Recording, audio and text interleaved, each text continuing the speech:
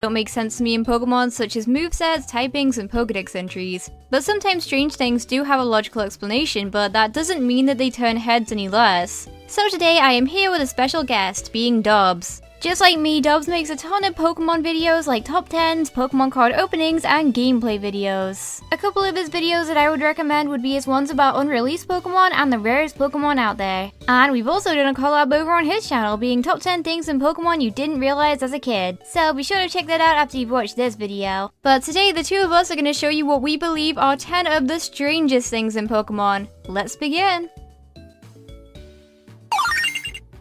What's going on, guys? This is Dobbs here, and since we're doing strange things in Pokemon, I wanted to tell you who I thought was the strangest Pokemon of them all, and that is Wobbuffet. What if I told you the Wobbuffet that you think of is actually not Wobbuffet, and it was really a decoy, and the real Wobbuffet is harmless? Well, let's move back a little. If you look at Wobbuffet's body, it looks like a punching bag, and what happens when you punch a punching bag? It comes back at you. So it makes a lot of sense how Wobbuffet operates and fights in Pokemon battles, because it is impossible for Wobbuffet to do any damage without being hit first, unless you count Struggle. So basically, Wobbuffet is just a punching bag that is coming back at you with the same amount of power, if not more. So let's get back to the real Wobbuffet, the mastermind behind this brilliant decoy. The real Wobbuffet is actually the tail. The tail is the real Wobbuffet. That harmless tail just uses its entire body as a decoy and a punching bag when it sits there doing nothing, which is pretty awesome but strange at the same time.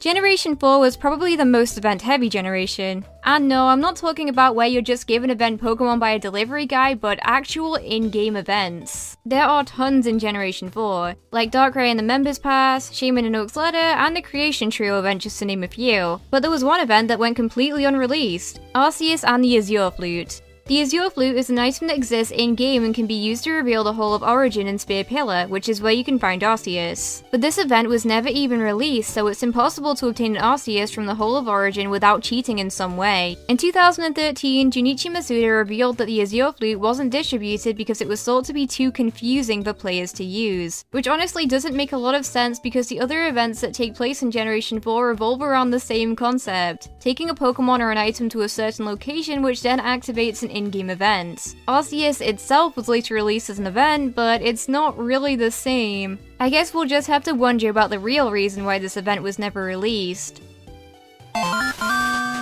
Something else that's strange are Pokemon heights. They absolutely make no sense. Let's take Dunsparce for example. Dunsparce is the same height as Salamence, which is 4'11". Okay, Dunsparce, I know you want to be a dragon and all, but you are not 4'11", because that just makes no sense. But that's not the strangest. The strangest Pokemon height that I think is Furret. According to the Pokédex, Furret is 5'11". Guess how tall Charizard is? 5'7". Are you telling me this Furret is taller than Charizard? And no, we're not talking about the length of Furret, we're talking about how tall Furret is just standing on his feet. Very strange.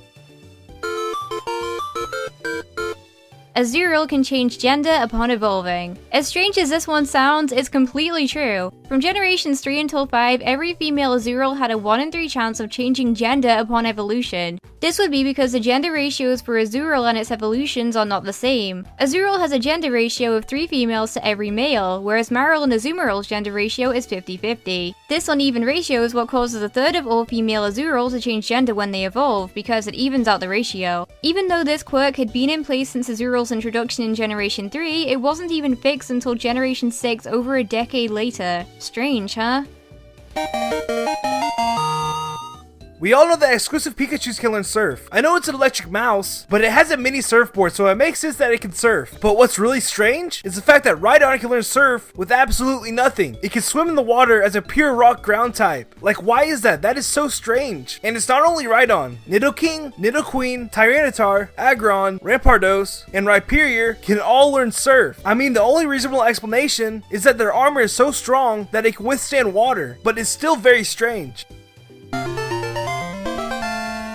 Something I've always found very strange would be the lack of a Safari Zone in Generation 2. The only reason given for this would be the sign outside of the Safari Zone that states that it's closed because the Warden is away. Though there wouldn't have been an awful lot of point implementing this, as the Pokemon found in Kanto's Safari Zone can now be found throughout Kanto and Johto, such as Kangaskhan in Rock Tunnel or Rhyhorn in Victory Road. These are Pokemon that were exclusive to the Safari Zone, so there would be little point in having a Safari Zone filled with Pokemon that you can catch elsewhere, right? Well, you'd think that's all there is to it, but it isn't. Evidently, the Safari Zone actually was planned for Gold and Silver, as data encounter does still exist in the game for it, even if it isn't accessible, complete with music and everything. Stranger still, the Safari Zone does still exist in Gold and Silver's remakes, even though it has less reason to. In these games, Kanto's Safari Zone is replaced with the cross-generation transfer system named Pal Park. With something existing in place of the Safari Zone, you wouldn't think that it would have a reason to return at all, but it actually did. It returned in a new area of Johto, better than ever, with tons of new features and a lot of variable Pokemon to try and catch. It's pretty much known as the best Safari Zone to date because you can catch so many different species of Pokemon. Even things like Riolu and Beldum can be found there.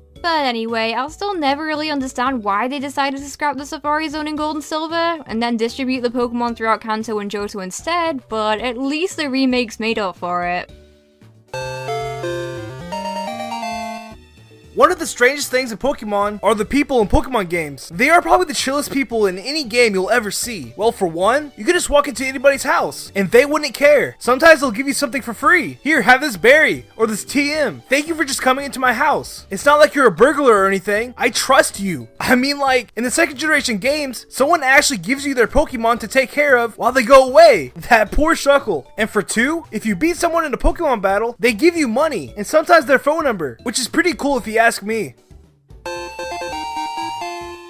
So, admittedly, this is a point that I'm featuring because I had experience with it recently, having never heard of it before. There's this really wacky glitch in Generation 1 regarding the move Counter. Counter is a move that has lower priority, meaning that it normally goes last. This is because it waits for the opponent to make a specific move and then strikes back with twice the damage dealt by that move. Well, recently I did a Soul Link challenge with Your Fried Bread. A Soul Link is basically a Nuzlocke challenge with 2 people and some extra rules added in. Basically, if your Pokemon faints at all, then you can't use it anymore. But during this challenge, we lost a Pokemon to Counter under some very strange circumstances. The Pokemon had been switched out and hadn't made a move, but Counter still hit and took it out. This is because in Generation 1, there is a very strange counter glitch. If the player hovers over a move before switching out, then the game treats it as if the Pokemon has actually made that move, and then deals with appropriate damage. It was confusing for both myself and Brendan at the time, but I think this video would be a cool opportunity to shed a little light on what is definitely one of the lesser known Generation 1 glitches. But let me tell you, if anything's strange, it's definitely this. If you enter a certain building in Pokemon X and Y's Luminous City, the background music will stop, a flash will happen on the screen, and a creepy looking girl with no walk animation will float by you. And right before she disappears, she will always say that you're not the one. Now what does this mean? Who is the one? How can I be the one? Some people think you have to have a specific trainer ID to be the one. Also, another ghost girl appears in Pokemon Omega Ruby and Alpha Sapphire, right before you battle Phoebe. It's probably not the same ghost girl from Pokemon X and Y, but it's still strange. Here, watch. Did you see it? Here, let's slow it down a bit. Very strange, huh? Hopefully one day we'll find out who these ghost girls are and who the one is. Maybe in Pokemon Sun and Moon we'll figure it out. Who knows? But regardless, this is probably the strangest thing in Pokemon ever.